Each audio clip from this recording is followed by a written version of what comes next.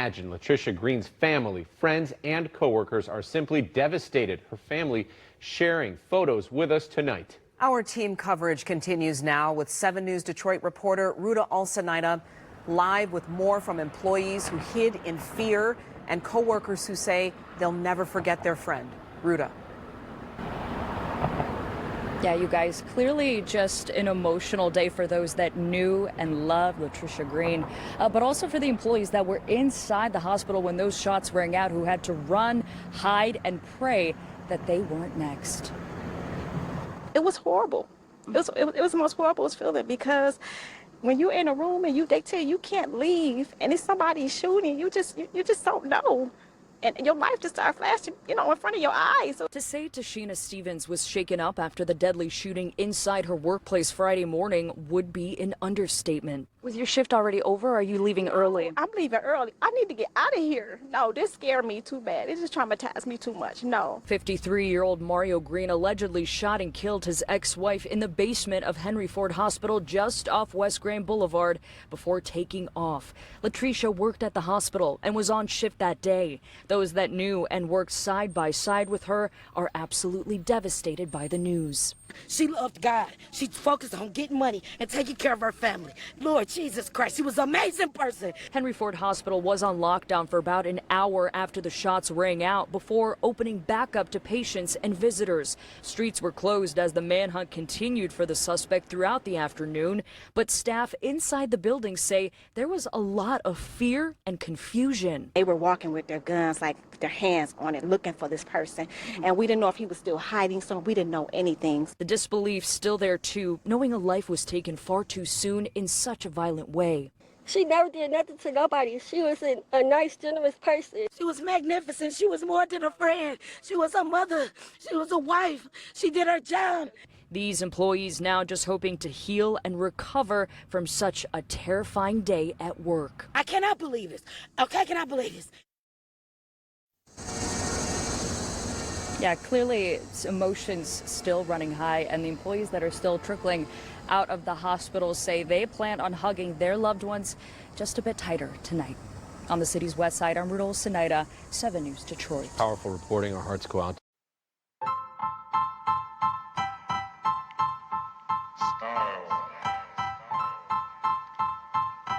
Style is the answer to everything. What's up, you guys? It's your girl Jenn checking in. Thank you so much for clicking on this video and shooting with me in the gym for Ratchet reactions, this new commentary thing I'm doing or whatever, because y'all been vlogging with me, y'all been traveling with me, you've been doing a lot with me. We've been praying, we're gonna read our Bible, learn our Bible, and apply it to our lives, right? So lately, we just been looking at more things on the internet and kind of just trying to use the Lord's wisdom and guidance, the scriptures, as you know, we gonna always take it back to the good book, and just kind of figure out like what's going on in our cities, in our states, in our schools. It's just been a lot. So y'all know I'm from the D. If you don't know, I am your extremely colorful, slightly thick, and listen, I have lost 5 pounds, but that's all another story. Auntie, bestie, friend, girlfriend in your head, whatever you need me to be. Okay, I'm showing up for you in that space.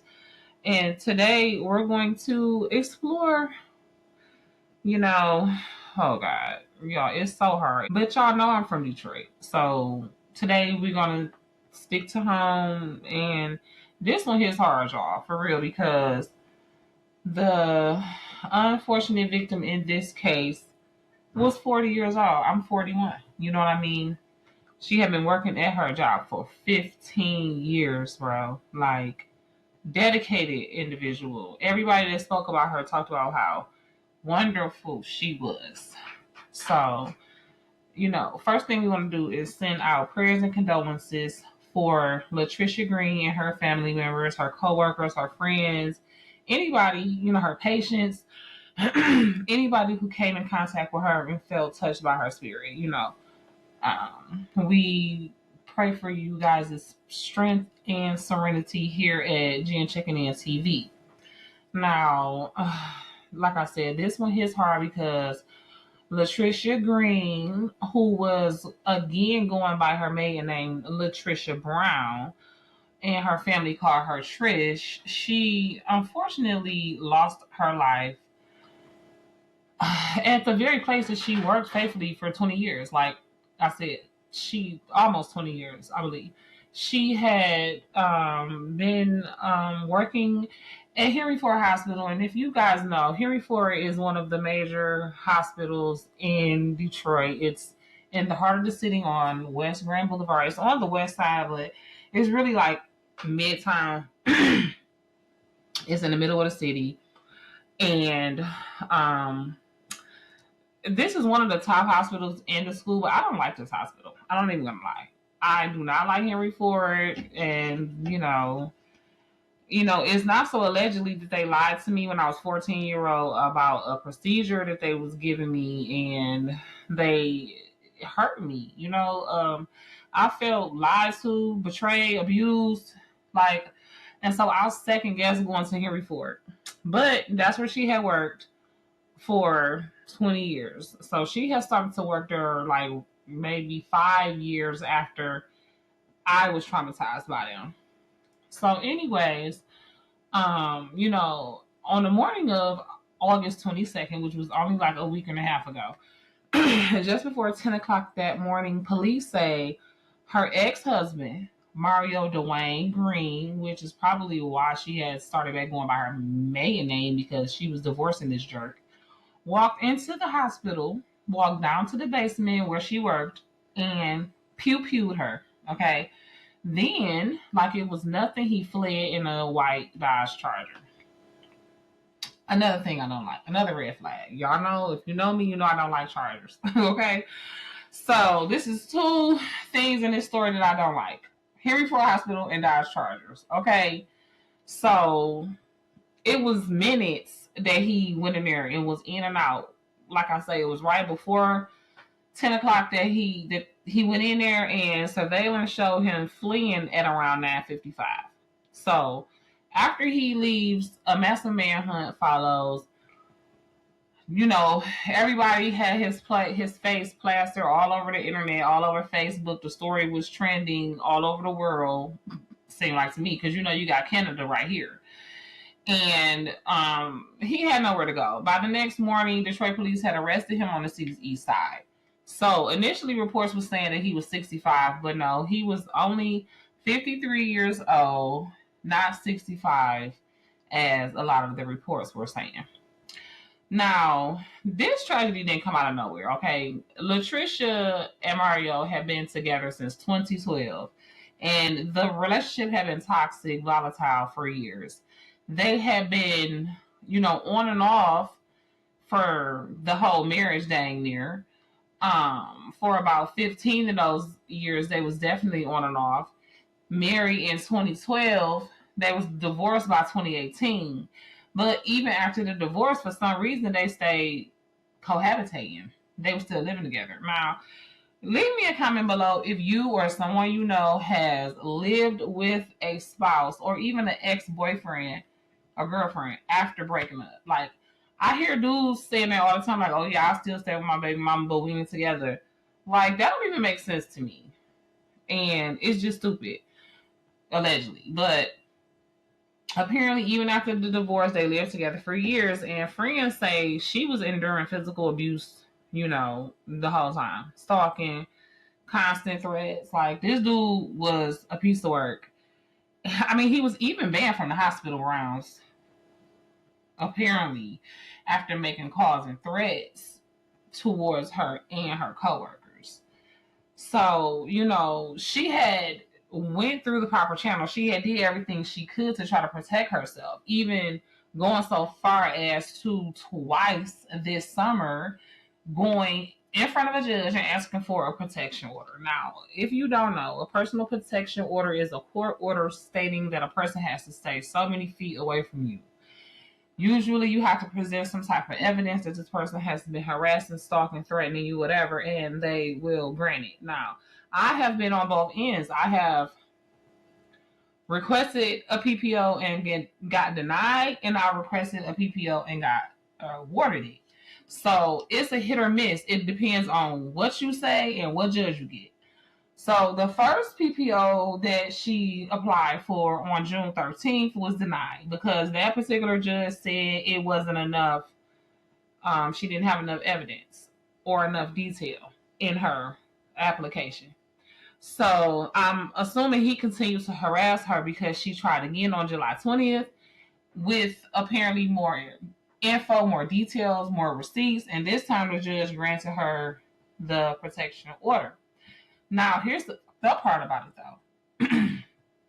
And it really don't seem like it would have mattered for real, but she got the protection order but never was able to serve it.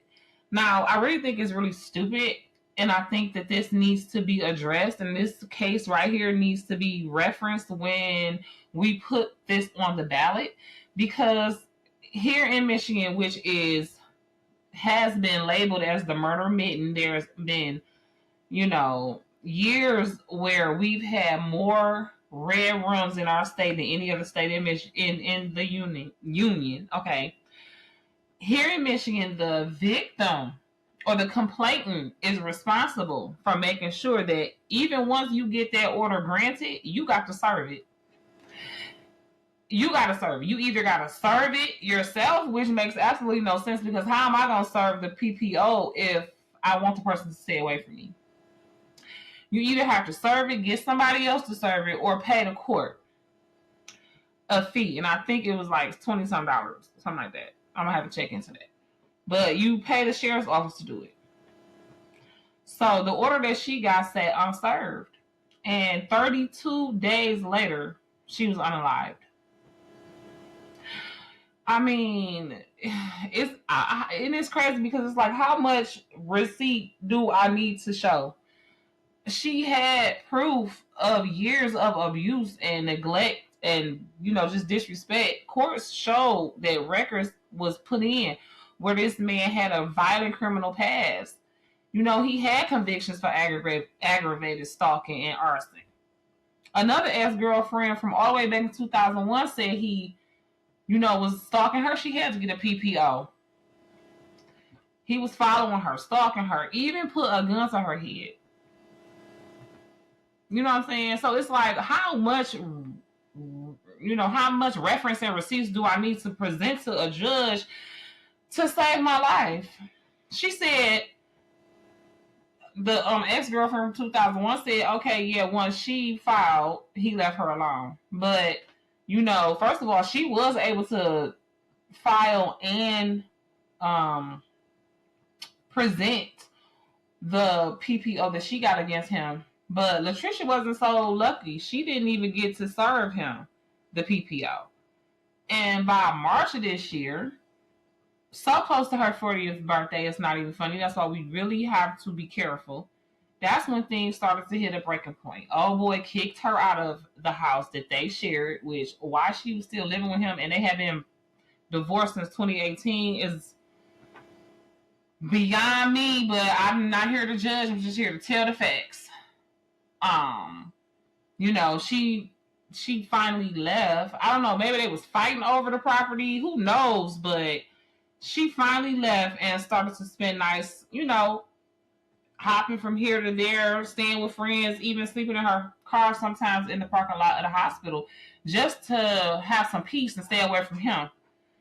And, when she finally did get her small apartment in July, in a friend's name, because she wanted it to be anonymous, and she didn't want him to know where she was going to be living at or whatever.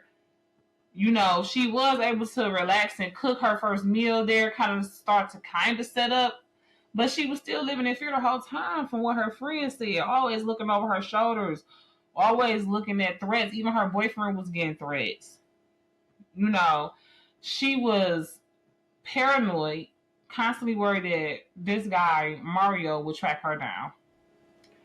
So now, after the manhunt, after, the grieving family, finally gets a little bit of closure by knowing that this guy is in custody, he is charged with first degree premeditated murder, prosecutors is not playing with him. They argued in court that, yes, he is a danger to the community and a flight risk. He was running already. He didn't sit there and turn himself in after he did what he did.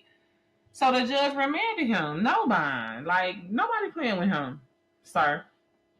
So we're going to be watching this case. His probable cause hearing is September 4th.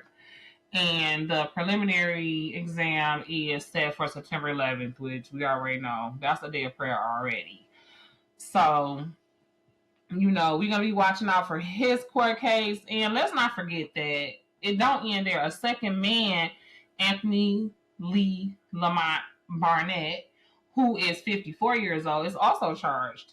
He's charged with helping him because he apparently aided and abetted him in fleeing, and he lied to the police about where he was at.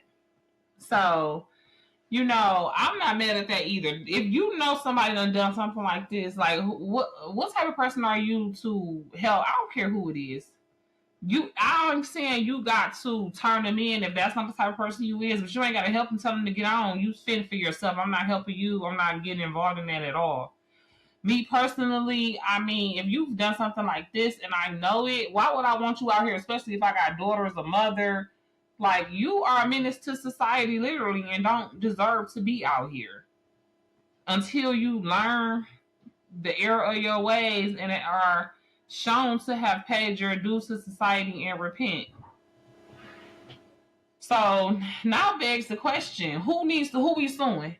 Who we suing? Because if I'm her family, I'm suing the court and I'm suing Henry Ford Hospital because I forgot to say she had asked them months ago or some time ago for a transfer because he knew where she worked. You know what I mean? She had been there for all of their marriage dang near.